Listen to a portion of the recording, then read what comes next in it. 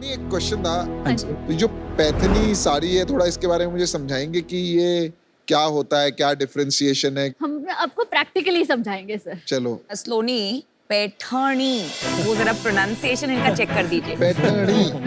Paithani. Piyush is like from the epiglottis. बहुत ही senior Weaver हमारे साथ हैं जिनकी 4 जनरेशंस पैठनी साड़ी के हैंडलूम में ही है, वीविंग में ही है। बहुत So we are very proud to call 63 years old weaver Mr. Halere. नमस्कार सर। शाक्स ये आज हमें प्रॉपर हैंडलूम वीविंग आपको करके दिखाएंगे। पीयूष जी, आपके क्वेश्चन का आंसर है ये। मुझे लग रहा है I'll have to just invest in this to make my mom happy. I think so. Wow, it's made from handlooms. Maharashtra में इसको देव वस्त्र बोलते हैं। भगवान की पूजा करने के वास्ते, शादी में जो दुल्हन रहते उसके वास्ते एकदम पवित्र माना जाता है। और ये पवित्र वस्त्र हमारे येवला भूमि में बनता है, ये हमको बहुत गर्व की बात है।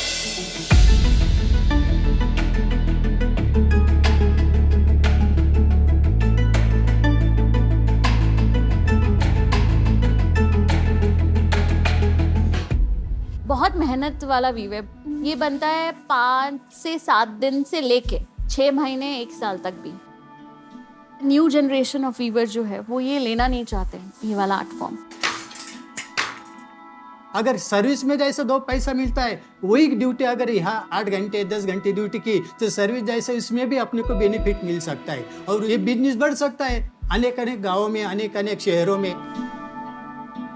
यही सोच के साथ हमने वेरी मच इंडियन शुरू किया। हम वीवर्स को मॉनेटरी बेसिस पे जिस हक का पैसा उनको मिलना चाहिए, हम वही हक का पैसा उनको देते हैं।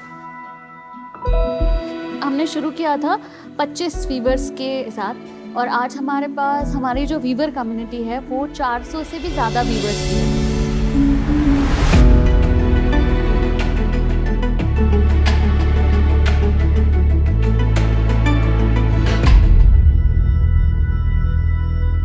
New found respect for handloom and मतलब मुझे अभी लाइक शर्म आ रही है जब भी कभी नेगोशिएट किया है हैंडलूम साड़ी की cost, because 100 hours of weaving.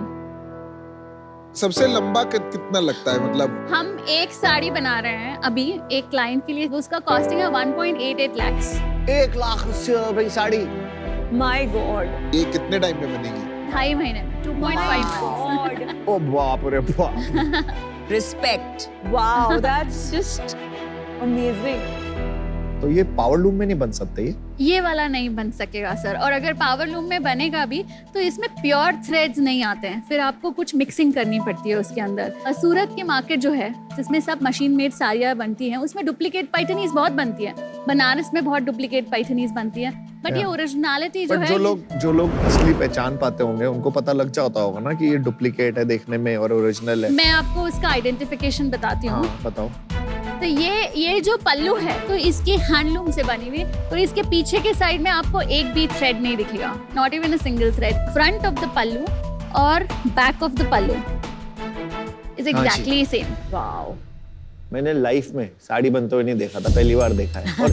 और आज मुझे साड़ी के बारे में इतना पता लगा है। तो प्रिया के लिए आज जरूर खरीदना है। हाँ, आज तो कंपनी खरीद लेंगे। ये जो पैठनी साड़ीज हैं और जो कांजीवरम साड़ीज हैं, उनमें क्या डिफरेंस होता है इन दिस प्रोसेस? जैसे Paithani comes with lot of peacocks, आपको कांजीवरम में नहीं दिखेगा ये। अच्छा, तो पैटर्न्स अलग है। पैटर्न्स अलग अलग है। और हाँ जी, सलोनी जी, हाँ। जहाँ तक मैं समझता हूँ वाप और वेफ्ट में भी फर्क आता है ना, जिस तरह से आप धागे चढ़ाते हो और उसका कंसंट्रेशन क्या होता है अलग अलग हैंडलूम में। हाँ, हाँ जी। उस वक्त उसका भी फर्क होता है ना। आपको इसके बारे में भी पता है? आपको? ए बोलो ना, आप पुरुष नहीं महापुरुष हो। मैं आपके साथ ट्रेनिंग लूंगा। आज ये लूम देखकर मैं थोड़ा सा जज्बाती हो गया, क्योंकि मुझे याद आया मेरे पिताजी ने बहुत साल पहले, आज उनको भी 60 साल हो गए टेक्सटाइल बिजनेस में, जैसे आपके फैमिली को, हैंडलूम से फैब्रिक बनाते थे भिवंडी में। मैं बहुत छोटा था, मुझे ज्यादा समझ नहीं थी, लेकिन अभी वो मोमेंट्स याद आए जहाँ उनकी उंगली पकड़ के मैं ये लूम्स देखता था। तो जब मैं वहां खड़ा था मुझे बिल्कुल ऐसे लगा कि एंटरप्रेन्योर बनना मैंने तभी ठाना। आज आपने वो मोमेंट मुझे याद दिलाया, That's a beautiful story. तो Thank you. इसलिए मुझे इस विषय में पता है। तो हम बड़े हुए कपड़े धागों के बीच में। मैं आपको बताती हूँ सर, आपकी कहानी से मैं अपनी कहानी बताती हूँ। जी हाँ जी, मेरे दादाजी ने जब इंडिया पाकिस्तान पार्टीशन हुआ था, तो वो काम की तलाश में they went to Yeola somehow, क्योंकि उनके पास कुछ नहीं था। And then he started this, actually I am little emotional with my, I was very connected. तो उन्होंने ये शुरू किया ऐसे। आपने जो अपनी मार्केटिंग की जॉब छोड़ी, हाँ। तो आपको कैसे आया मोटिवेशन कि आपको अब वो लेगेसी को वापस लाना है? सर मेरे को करना ही था। मैंने शुरू में बहुत एग्जीबिशन किए, जिसने मुझे बुलाया उसके घर जाके साड़ी बेची, बिकॉज मुझे करना था ये। लोग बोलते थे कि ये बाई क्या घर घर जाके साड़ी बेचती है।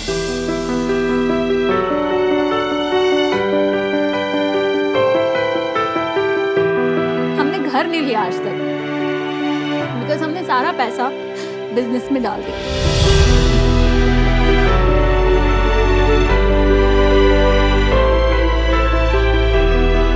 Every woman gives the credit to others अपनी मेहनत का।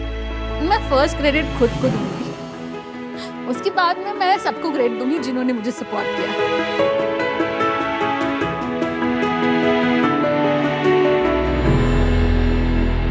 स्लोनी, आप बहुत अच्छा काम कर रहे हैं। मुझे लगता है you are a true entrepreneur. मुझे ये भी लग रहा है आपका संघर्ष देखकर कि इसका कहीं ना कहीं आपको फल जरूर मिलेगा। दोनों मैम्स के लिए, नमिता मैम, विनीता मैम के लिए सरप्राइज है। कैन वी हैव, हमारे पास साड़ी ड्रेपर है, Siddhi will help you with draping the sari. Thank you. ये ब्रोकेड जो है और ये झुमके इसके साथ ये परफेक्ट जाएगा। इनकी तो इन्वेस्टर मैं ही बनूंगी। ये डील तो मैं ही लेके जाऊंगी। ये पहली बार हुआ है शार्क टैंक में, ना नंबर्स बताए हैं ना बिजनेस बताया, पर डील है आपके पास।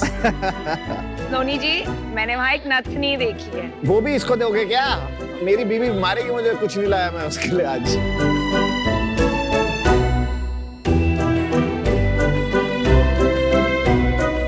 Vinita, wow, You guys are looking very pretty. Okay, now let us do a rap walk, girl. बहुत अच्छा।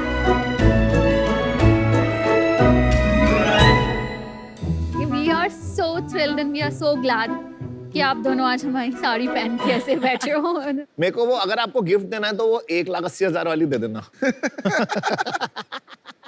फिर आप चेक दे दो, मैं दे दूँ। Hi Sharks. हेलो। लखनऊ का नाम सुनते ही आपके दिमाग में क्या आता है? खाना, शेरो शायरी या फिर बात करने की अदब?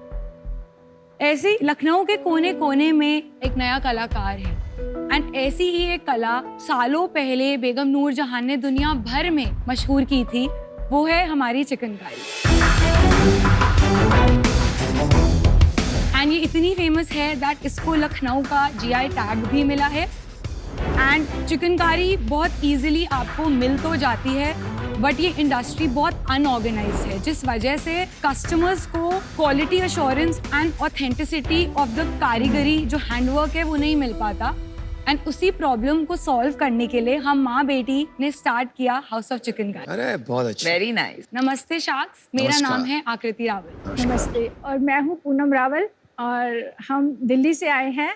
हम हैं फाउंडर्स हाउस ऑफ चिकनकारी के।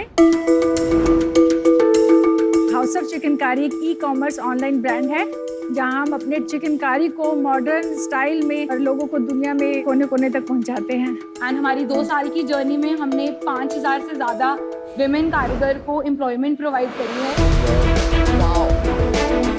एंड 15,000 से ज़्यादा कस्टमर्स हमारे वेबसाइट से शॉप कर चुके हैं।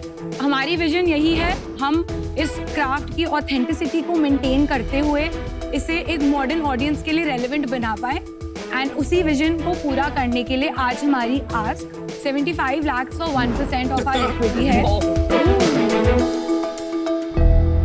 हमें ये पूरा विश्वास है दैट चाहे पुरुष हो या नारी, सबको भाएगी भारत की चिकनकारी।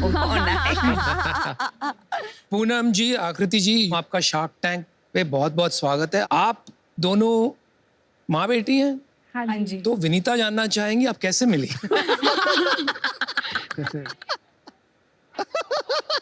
हम थोड़ा आगे बढ़ाते हैं काम। हाँ जी।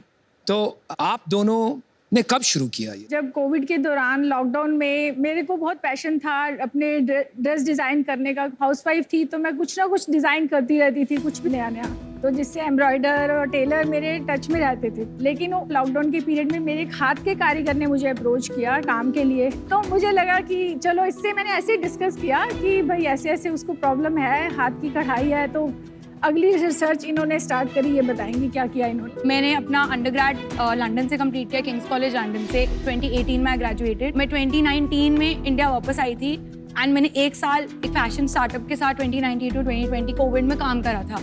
उस टाइम पे जब ये आया प्रोडक्ट का कारीगर वाला चीज़, तो मैंने हैंड एम्ब्रॉयडर्ड इंडस्ट्री पे बहुत रिसर्च करी एंड आप थोड़ा साइड हो, इनके हाथ बहुत चल रहे हैं, लग ना जाए।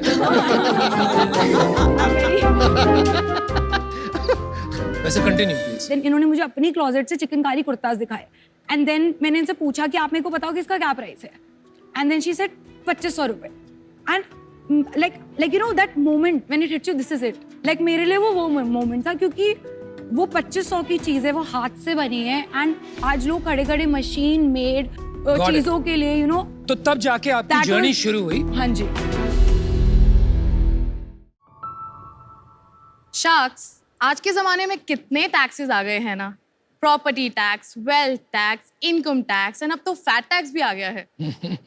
मान लीजिए आप गए हैं शॉपिंग करने के लिए एंड आपको एक गारमेंट पसंद आया है जिसका प्राइस है लेट्स से 1000 रुपीज एंड आपको वो गारमेंट चाहिए in sizes above XL and 2XL, तो बहुत चांसेस हैं कि आपको शायद उस गारमेंट के लिए एक्स्ट्रा पे करना पड़े। इसको हम कहते हैं fat tax.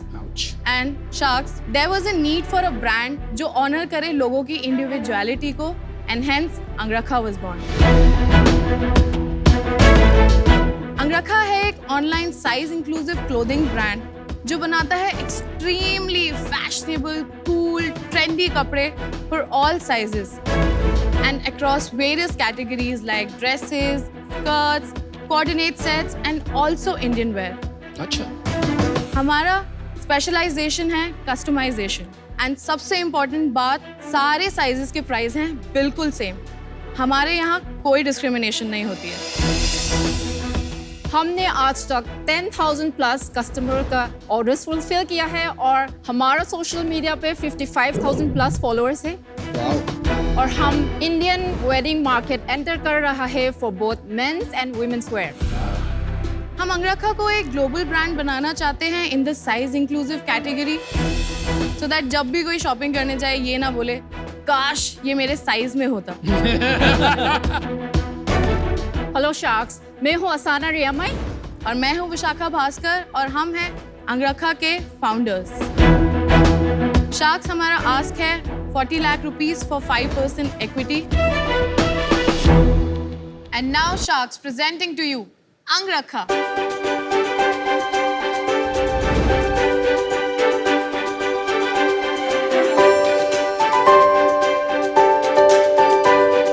So Sharks, this is what size inclusivity looks like.